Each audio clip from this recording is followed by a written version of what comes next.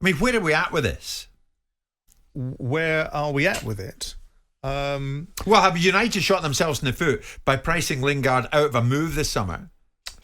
Yeah, yes and no, I suppose. Because they're now going to lose him for free. If the player doesn't want to sign a contract. I mean, the player is in a different situation than the reference earlier on to Donny van der Beek, because Donny van der Beek's got 5 years left on his contract, and Jesse Lingard has got 1 year left. I didn't think he was going to sign for West Ham. I think that was a great loan move that worked out very nicely for both the player and the club. It becomes a different dynamic when you're transferring between clubs like Manchester United and West Ham, with all due respect to West Ham.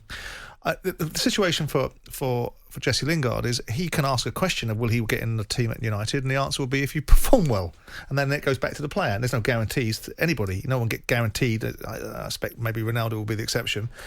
In this instance, the player doesn't lose, because if the club aren't able to get him to sign a new contract because for reasons best known to themselves they can't give him what he wants and what he reasonably asks, then he'll be the beneficiary of it, because he'll get a free transfer, and all the contract that he'll get will absorb the benefits of someone not have to pay a transfer fee for him. Depends how much Man United value him. I mean, I think he's a bit part player at Man United. I think that the squad's moved on.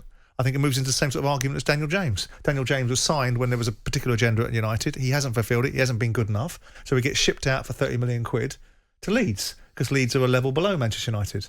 So with that in mind, I think Lingard falls into that category. I don't think Lingard is good enough to command anywhere near a starting berth in that United side. So with that in mind, it might have been better served. But if the player didn't want to go to West Ham and there wasn't a queue of clubs behind West Ham to buy him, then where do you put Man United? Man United can only put out, we want 25 million quid for it.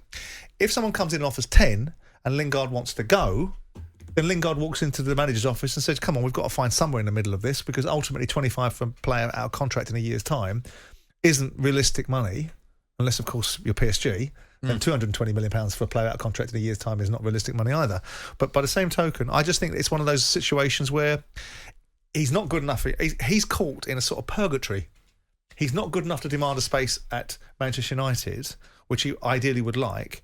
And ultimately, there's not that many clubs that will give him the same sort of opportunities at United with to play at the top level of football. Yeah. But if he goes on a free, he gets all of that money, or a significant proportion of it, into his pay packet. So he comes out of it well. He comes out of it very well. Depends who wants him. Because he wants to play at the top end of the division, doesn't he? If Crystal Palace came in for him, with respect to Crystal Palace, that may operate at the bottom end of the Premier League, he might not find that interesting. But does he want to play at the top end? Well, you're a footballer, you tell me. West Ham are at the top end, and he seemed like he didn't want to push a move to West Ham. Yeah, so that's an argument you can run. But I mean, do you think that West Ham are going to... Okay, let me rephrase that. A top six side that looks like it's going to be a top six side in perpetuity. Yeah, West Ham. Well, yeah, maybe. I don't think so. I think so.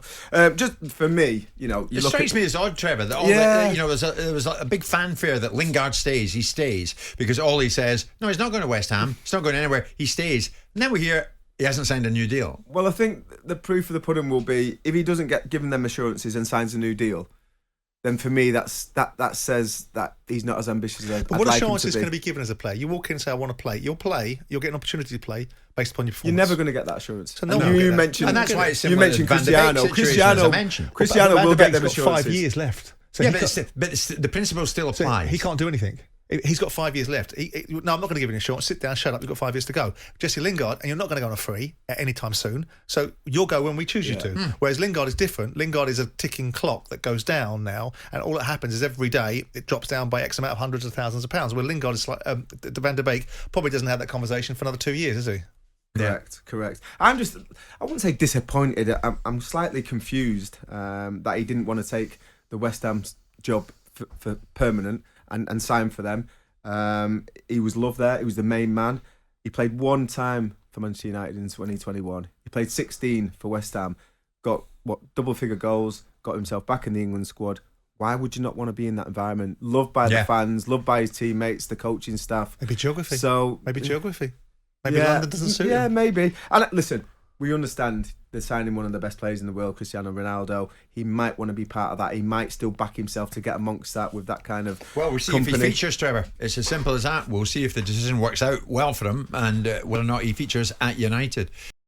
Jim White and Simon Jordan, Monday to Thursday morning, 10 till 1 on on AM, on DAB, via the talkSPORT app and on your smart speaker.